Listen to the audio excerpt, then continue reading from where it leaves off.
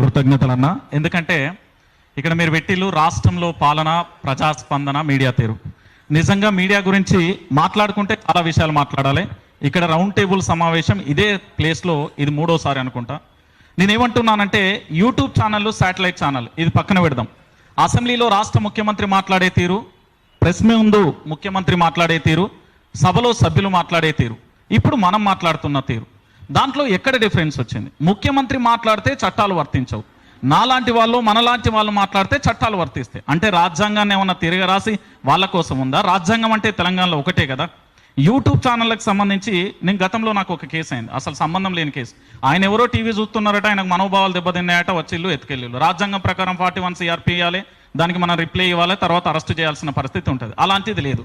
లేదా ఇప్పుడు మీరు అన్నట్టుగా చాలా వరకు కూడా నిన్న ముఖ్యమంత్రి మాట్లాడింది ఏంది? ఏ వీడియో అయితే అందులో బూతులు ఉన్నాయో లేకపోతే వాళ్ళ కుటుంబ సభ్యులను ఉద్దేశించినవి, ఇదే పేడ్ ఆర్టిస్టులను పెట్టి ఇదే రకంగా ఏంది పైసలు పెట్టి కామెంట్లలో అనేక రకాలుగా పెట్టిస్తే మాట్లాడిన దానికి కేసులు అయితే, వాళ్ళ పార్టీకి సంబంధించిన సభ్యులేమో సభలు పెట్టి మాట్లాడి కులాల మధ్య చిచ్చు పెడితే మాత్రం అది ఉండదు.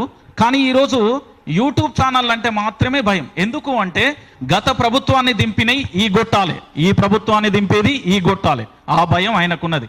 ఎందుకంటే ముఖ్యమంత్రి గుట్టాలు రకరకాలుగా మాట్లాడుతున్నాం. ముఖ్యమంత్రి భాష మాట్లాడితే మరి ఎందుకు కేసులు ఉండవు? మనం మాట్లాడితేనే ఎందుకు కేసులు? ఈరోజు ఇంతమంది మాట్లాడుతున్నారు, చాలామంది మాట్లాడుతున్నారు, చాలా సభలలో మాట్లాడుతున్నారు, చాలా రకాలుగా మాట్లాడుతున్నాం, వింటున్నాం. కానీ విషయం ఏంటి అంటే రాజ్యాంగం అందరికీ ఒకటేనా, లేకపోతే వీళ్ళకి ప్రత్యేకంగా ఉంటాయా? అరెస్టులు కేవలం జర్నలిస్టులేనా? చట్టసభలలో ఉన్న వారికి వర్తించవా? దాంతోపాటు అధికారులకు వర్తించవా? ఇది నాది మెయిన్ ప్రశ్న. ఎందుకు అంటే ఈరోజు పెద్దలందరూ కూడా ఆలోచించాలి. అందరూ కూడా డిజిటల్ ఛానళ్లలో, శాటిలైట్ ఛానళ్లలో పనిచేస్తారు. ఈరోజు శాటిలైట్ ఛానళ్లలో వార్తలు చదివి మేకప్ వేసుకునే యాంకర్లు, న్యూస్ ప్రజెంటర్స్ అంటాం, వాళ్ళకి అక్రెడిటేషన్ కార్డులు ఉంటాయా? అదే యూట్యూబ్లకు సంబంధించి అక్రెడిటేషన్ కార్డులు ఉండవు, వాళ్ళ హెల్త్లు కూడా ఉంటాయి కదా. సో ఇక్కడ నేనేం చెప్తున్నానంటే శాటిలైట్ సంస్థలలో పెట్టే థంబ్నెయిల్స్ కానీ ఇతరత్ర కానీ అవి పనిచేస్తాయి, మనవి మాత్రమే కేసులు. ఎందుకంటే అలకా దొరికి యూట్యూబ్ ఛానల్ అంటే చాలా లేవన్నా, జాతీయ స్థాయిలో అయినా రాష్ట్ర స్థాయిలో అయినా చాలా బలంగా ఉన్నాయి. ఏదో భయపడి పారిపోయే తత్వం ఇక్కడ ఉన్న వాళ్ళల్లో ఎవరిలో లేదు, నేను ఖచ్చితంగా చెప్పగలుగుతున్నాను. ఎందుకంటే అపారమైన అనుభవం ఉంది చాలా సమస్యలుగా. నేను ఒక చిన్న అంశాన్ని చెప్తా. ఈరోజు మీరు చెప్తున్న అంశం ఏదైతే అందులో బూతులు ఉన్నాయి దాన్ని అందరం ఖండిస్తాం. కానీ అది యూట్యూబ్లో అప్లోడ్ చేయలేదు, అది అప్లోడ్ చేసింది ట్విట్టర్లో. ఒకటి. నెంబర్ 2, నిన్న చంద్రయ్య అనే రైతును ఎవరైతే తిట్టిండో ఆయన అరెస్ట్ చేశారు కదా, ఆయనను తీసుకెళ్ళి కదా. అయితే అక్కడ విషయం ఏంటి అంటే ఆయన అసైన్డ్ భూమి 3 ఎకరాలు లాక్కున్నప్పుడు ఆయనకు ఆవేదన వస్తుంది. ఖచ్చితంగా గ్రామాలలో చెట్ల కిందనో, బొడ్రాయి కిందనో, వాడల కిందనో, బస్టాండ్ల కాడ కూకుంటే మాట్లాడేది స్పష్టంగా తెలంగాణ భాష 100 వర్డ్స్ మాట్లాడితే ఖచ్చితంగా మనం ఇంట్లాడితే 90 పదాలు బూత్ పదాలు లెక్కనే అనిపిస్తాయి వినదలుచుకుంటే. మన గ్రామీణ ప్రాంతాలలో వాడే భాష తీరు అట్లా ఉంటుంది. సో ఇప్పుడు యూట్యూబ్లో ఎవరు వాళ్ళే. ఇది చాలా వరకు కూడా తెలియని విషయం ఏంటంటే అది ట్విట్టర్లో పెట్టిన వీడియోను యూట్యూబ్లలో పెట్టిల్లని బ్లేమ్ చేస్తుడు నెంబర్ 1. నెంబర్ 2 ఏంటంటే ఇక్కడ మరొక విషయం ఏంటి అంటే అక్కడ మాట్లాడేయలేదు, మాట్లాడించలేదు.